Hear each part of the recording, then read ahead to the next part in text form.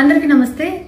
So పొద్దున్న నుంచి తిరుపతి ప్రసాదం గురించి నేను మాట్లాడిన వీడియో, నేను మాట్లాడిన మాటలు చాలా మందికి తప్పుగా అనిపిస్తున్నాయి. సో ఎక్స్ప్లెనేషన్ ఇచ్చే ముందే ఆ మాటలకు ఎవరన్నా హట్ అయి ఉంటే డెఫినెట్గా సారీ చెప్తున్నాను. అండ్ నన్ను రెగ్యులర్గా ఫాలో అయ్యేటోళ్లకు నాకు వెంకటేశ్వర స్వామి ఎంత ఇష్టమో తెలుసు. యూట్యూబ్లో, ఇన్స్టాగ్రామ్లో 3 నెలలు 4 నెలల సంధి శనివారాల వ్రతాల గురించి, వాటి డీటెయిల్స్ గురించి నేను చెప్తూనే ఉన్నా. అవేవి దేని గురించి ఎవరు మాట్లాడుకోలేరు. అన్ఫార్చునేట్లీ దీని గురించి మాట్లాడినరు. ఏదైనా సరే తప్పు జరిగింది నా సైడ్ నుంచి. నా మాటలు తప్పుగా ఉన్నాయి తప్పితే నా ఇంటెన్షన్ అది కాదు. మేము రిచ్ అని అన్నది 10,000 L1 క్యూ లైన్లో నిలబడ్డప్పుడు, పొద్దున ప్రసాదం తీసుకునేటప్పుడు కాస్ట్లీ లైన్లో నిలబడ్డమని ఆ ఉద్దేశంతో అన్నాను. ఏం జరిగినా సరే ఇప్పుడు నేను ఏది ఇచ్చినా మీకు ఎక్స్ప్లెనేషన్ లాగానే అనిపిస్తుంది తప్పితే నేను తప్పు ఒప్పుకున్నట్టు మీకు అనిపించదు. అందుకోసం నేను దాని గురించి ఎక్స్ప్లెనేషన్ కూడా ఇస్తలేను. తప్పైతే నా సైడ్ నుంచి జరిగింది అండ్ నా తమ్ముడు సోను తరపున నుంచి కూడా జరిగింది. తను అవైలబుల్లో లేడు. తన తరపున, నా తరపున అందరికీ సారీ చెప్తున్నా.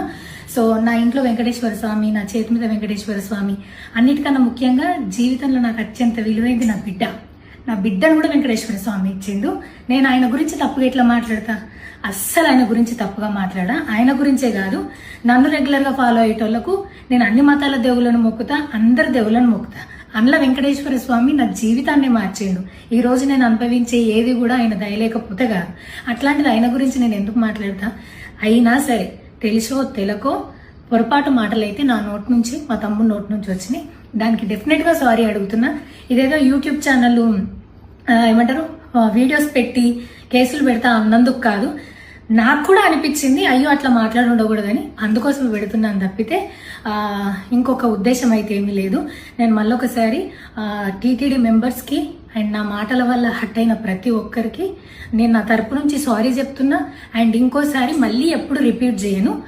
సో నా సారీని యాక్సెప్ట్ చేయండి. నన్ను రెగ్యులర్గా ఫాలో అయ్యేటోళ్లకు నాకు వెంకటేశ్వర స్వామి అంటే ఎంత ఇష్టమో తెలుసు కాబట్టి వాళ్ళందరూ నన్ను నమ్ముతున్నారని కోరుకుంటున్నా. మళ్ళొకసారి ఎక్స్ప్లెనేషన్ కాదు, సారీ చెప్పినంత మాత్రాన తప్పు ఒప్పైపోతుందని కూడా కాదు. బట్ నేను చేయగలిగింది ఇది ఒక్కటే కాబట్టి మళ్ళొకసారి అందరికీ సారీ. అండ్ డెఫినెట్గా ఐ ప్రామిస్ ఇంకోసారి ఇది రిపీట్ అవ్వదు. Thank you.